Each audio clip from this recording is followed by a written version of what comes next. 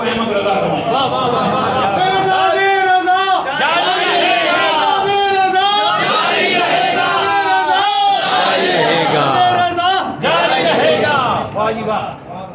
ہر کوئی اپنے آپ کو اس مقام پہ رکھ لے کہ میں آج میلاد کے نعرے لگا رہا ہوں، درود کے گجرے پیش کر رہا ہوں، کوئی نعتخوان یا خطیب حضور کی شان بیان کرتا ہے تو میں سبحان اللہ کہہ رہا ہوں۔ آج قیامت کا دن ہو تو سرکار فرمائے ہاں جس طرح وہاں نعرہ لگایا تھا یہاں بھی لگایا اس امید پر ایسا ہوگا انشاءاللہ ایسا ہوگا۔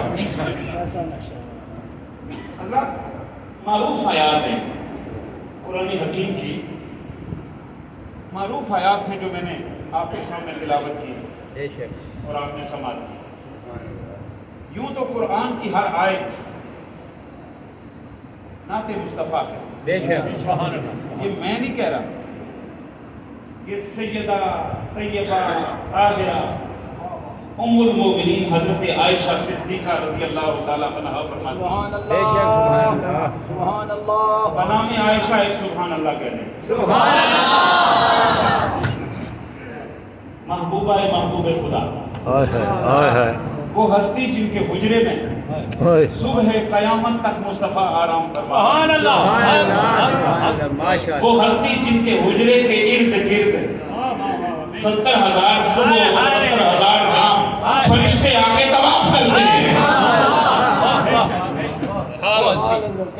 کیا بات ہے اس ہستی کا نام ہے عائشہ، سبحان اللہ سبحان اللہ وہ ہے ام المومنین۔ سبحان اللہ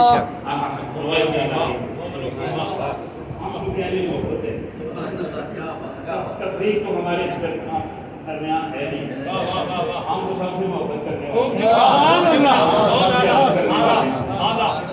حضرت خاتون جنت سلام اللہ علیہ، سبحان اللہ حضرت عائشہ صدیقہ سلام اللہ علیہ، دونوں ماں بیٹی میں باتیں ہو رہی تھی، باتیں ہو رہی تھی، دوسرا تو مجالس میں دیکھ لیجئے باتیں ہو رہی تھی، اور چونکہ ان کے درمیان دنیا کی باتیں تو ہوتی نہیں، آخرت کی باتیں ہوتی تھی، جنت کی باتیں ہوتی تھی، رحمت کی باتیں ہوتی تھی، فضل کی باتیں ہوتی تھی، کرم کی باتیں ہوتی تھی، یا محبوب کی باتیں ہوتی تھی، یا محب کی باتیں ہوتی تھی۔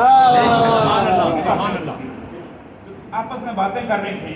خاتون جنت میں اپنے اوپر ہونے والے انعامات کا ذکر کر رہی تھی، اور سیدہ عائشہ صدیقہ رضی اللہ تعالیٰ عنہا اپنے اوپر ہونے والے انعامات کا ذکر کر رہی تھی، اور دونوں ایک سے بڑھ کر ایک تھی نا، ایک سے بڑھ کر ایک ہے، ایک سے بڑھ کر ایک ہے، تقابل نہیں ہونا چاہیے، تقابل نہیں ہونا چاہیے، ہر ایک کی اپنی شان ہے، ہر ایک کی اپنی شان ہے، اپنی۔ میں کہتا ہوں سب کو ایک طرف رکھو، بلال کو لے آؤ، کائنات میں کوئی بلال جیسا ہے نہیں ہے۔ معلوم یہ ہوا نسبت مصطفیٰ جسے مل جائے وہ بے مثال ہو جاتا ہے، بے مثال ہو جاتا ہے، اور جس کی نسبت ملنے سے بے مثال ہو جائے وہ خود کی طرف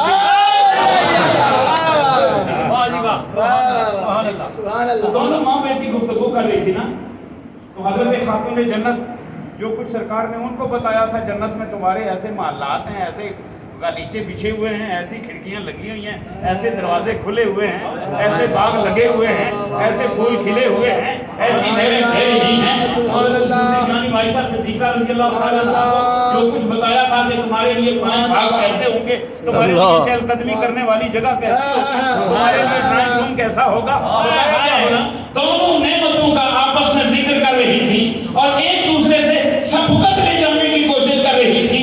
تو خاتون جنت نے جب اپنی کوئی بات کی تو آگے سے سیدہ طیبہ نے فرمایا تھا، فاطمہ سب کچھ صحیح ہے، سب کچھ صحیح ہے، لیکن تو جنت میں علی کے ساتھ ہوگی، میں نبی کے ساتھ ہوگی۔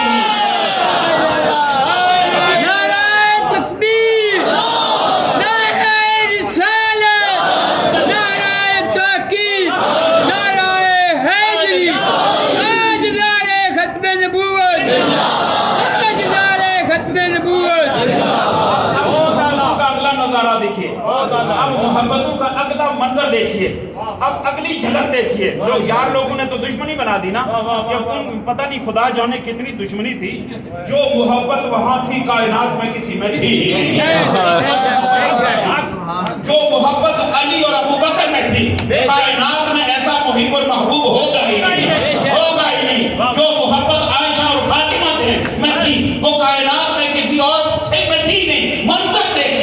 फरमाया फातिमा सारी बातें तेरी ठीक हैं लेकिन जन्नत में तू अली के साथ होगी, मैं नबी के साथ होगी।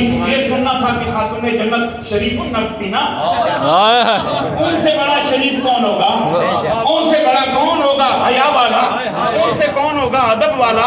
अब माँ कह रही है ना, खामोश हो गई।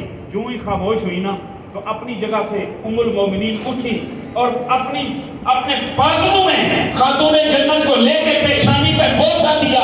फरमाया फातिमा सारी बातें अपनी जगह हैं, काश मैं तेरे सर का बाल होती, काश मैं तेरे सर का बाल होती।